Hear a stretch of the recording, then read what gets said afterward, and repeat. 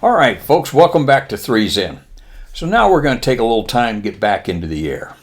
Today, I'm going to tell you about a 4-ship mission we had once advance. It was dual. All 4 airplanes were dual. Dom was leading, Jeff was number 2, I was number 3, and Uncle Marty was number 4 on my left wing.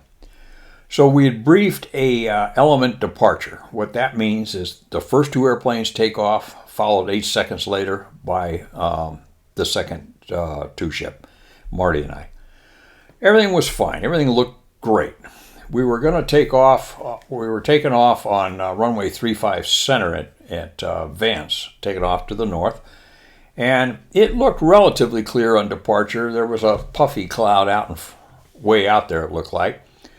And what we were going to do is take off, go about 4 miles, and then bend it around in a 180-degree turn to the left for our climb and departure out to the area. Okay, that's the plan. So Dom and Jeff release brakes, and off they go. 8 seconds later, here come me and Uncle Marty. So we get airborne, and I'm looking, and this little puffy cloud we saw on departure down out there was actually a little bit larger of a puffy cloud than what we'd anticipated. Oh, great. Well, as we're gaining on Dom, I see Dom and Jeff go into the little puffy cloud, which turned out to be a significant puffy cloud. Well, what the hell? You know, what am I supposed to do? I'm not going to go into that cloud. I don't know where they are.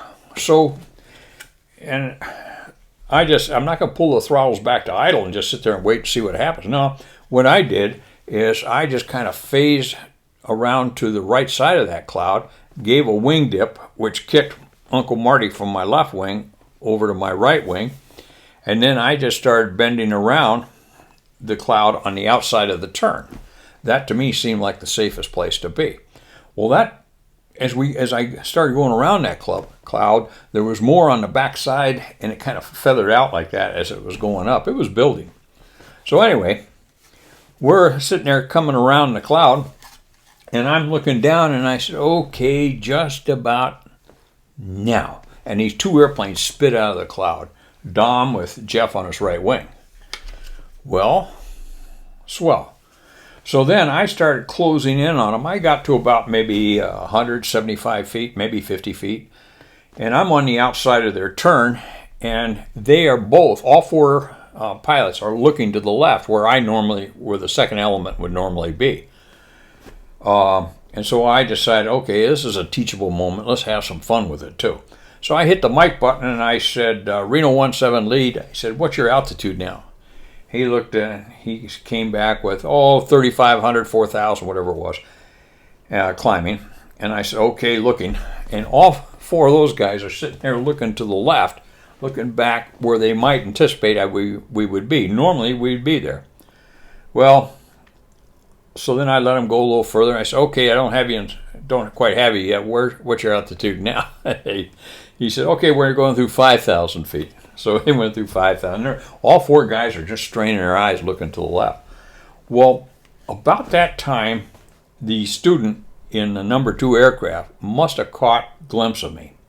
So he turns like this, and then I knew exactly when he told Jeff because Jeff's head snapped back. And then Jeff clicked the mic button, and Dom looked over at him, and Don saw the 2 of us on his right wing. So anyway, he gave us a signal, a wing dip signal for us to come over. What he said was 3 take left side. So we go over to the left side where we normally be for departure. But it just lent itself to a great teachable moment, not only for the students, but also reinforcement for the IPs.